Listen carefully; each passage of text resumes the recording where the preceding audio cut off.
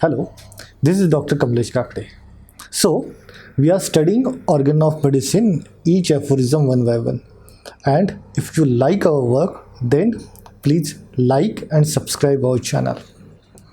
Now, aphorism 39 of organ of medicine.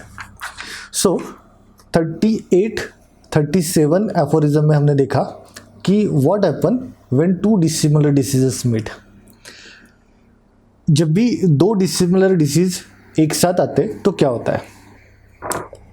Doctor Hahnemann ने aphorism 39 में इसी डिस्कशन को आगे बढ़ाया और बताया कि हमें पता है कि नेचुरली नेचर में जब दो डिसिमिलर डिसीज एक साथ आते हैं तो कोई एक दूसरे को क्योर नहीं कर सकता. बट फिर भी मॉडर्न मेडिसिन में एलोपैथिक मोड ऑफ ट्रीटमेंट में क्या होता है कि वो लोग किसी भी डिसीज़ के लिए, क्रॉनिक डिसीज़ के लिए डिसिमिलर ट्रीटमेंट देता है जिसका कोई रिलेशन नहीं रहता और उसकी वजह से ही वो उस क्रॉनिक डिसीज़ को ठीक नहीं कर पाता है. फॉर एग्ज़ाम्पल एक्ज़ांथेमा है, ईच है, इचिंग है, तो उसमें वो परगेटिव्स देंगे. सो परगेटिव्स ये बावल मूवमेंट को डिस्टर्ब करता है, एक स्ट्रॉन्ग डिसिमिलर डिसीज़ प्रोड्यूस करता है.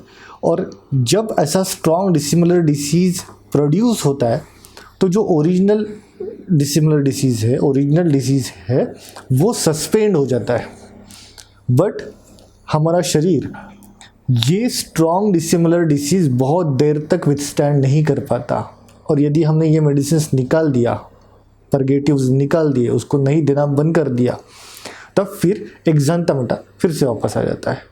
सो डिसिमिलर डिसीज़ क्या करता है, पहले डिसीज़ को यदि स्ट्रॉन्ग है तो दबा देता है और एलोपैथी मेडिसिन ये दूसरा डिसिमिलर डिसीज़ प्रोड्यूस करता है जो कि ज़्यादा स्ट्रॉन्ग है.